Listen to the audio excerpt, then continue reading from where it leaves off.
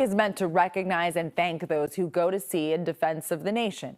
A Navy veteran living in Benicia survived one of the most harrowing experiences of World War II. And as John Ramos reports, sometimes the effort to survive itself can become an act of heroism. In July of 1945, the war in Europe was already over when a ship left Mare Island in Vallejo carrying a secret cargo that the military hoped could end the war with Japan. It was the USS Indianapolis, and if you know what happened to that ship, it's probably because of one scene in a very famous movie.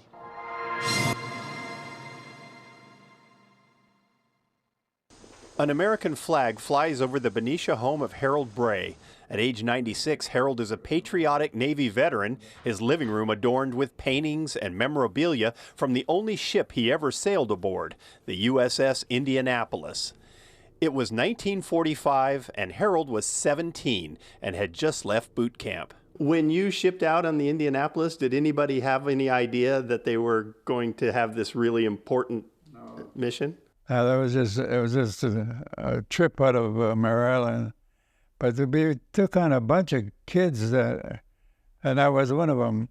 The ship left Mare Island carrying a secret weapon, the most secret weapon of all, the first atomic bomb, nicknamed Little Boy. But I'll tell you what, I sat on the box before there was on the quarterdeck.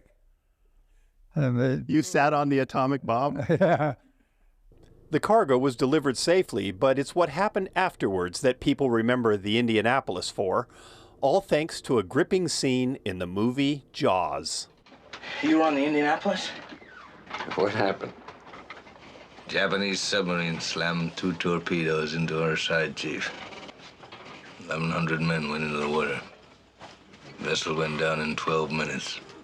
I don't know how I was so lucky. I just hit the side and swam away from the ship. Then I hollered for guys. I just happened to find a raft, and I got aboard 18 guys on my raft. The guys were fighting each other for a room on the raft. Well, I'm not going there. I'll hang on to somebody that's hanging onto the raft. So that's what I did. Very first light, Chief. Sharks come cruising. So we formed ourselves into tight groups. Lost 100 men. I don't know how many sharks, maybe 1,000. I don't know how many men. They average 6 an hour. It was a bad experience. So there wasn't good about it. Every time you looked around and somebody was gone, the sharks were there. That was a terrible scene. The sharks, you got a few young guys. Yeah, I don't talk about it. Out of a crew of nearly 1,200, only 318 survived. Because the mission was secret, no distress signal was ever sent.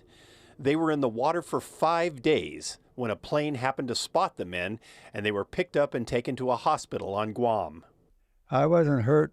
I wasn't hurt at all, except memories. You know, there's a lot of guys I helped in the water that were hurt, and it just are always there. The guys that didn't make it. It hasn't been easy. Harold says he still thinks about it nearly every day. Later, he came home, became a Benicia police officer, and raised a family. But his wife Stephanie says he still never talked about it to anyone. When Jaws came out, the movie, they were talking about it at the police department, and he happened to be in the room, and he says, I was on that ship. And that was the first, that they ever knew. But then the survivors began planning regular reunions, and Stephanie said it helped for them to be around people who truly understood. And very healing, too, for them, because they had been instructed by the Navy, go home and forget about it. Don't even talk about it. His parents never knew. Time, of course, has taken its toll on the crew, and when a fellow shipmate recently passed away, Harold became the sole remaining survivor of USS Indianapolis. In July, Benicia thanked Harold for his service to his town and country with a life-size bronze statue of that young sailor fresh out of boot camp. Do you feel like you're a hero? No, I saved myself. I helped a lot of guys, but that was the thing to do. You live with them, and I didn't do anything spectacular. My father fought in World War II, and like Harold, he rarely talked about it. He said you didn't talk about it because you don't know what the guy on the bar stool next to you went through. I think he meant a guy like Harold Bray. Well, the Navy never asked Harold to sail again, and to this day, he says he's not comfortable on the water. He's been invited as a special guest for the Fleet Week parade of ships, but he says he will stay on land to view it.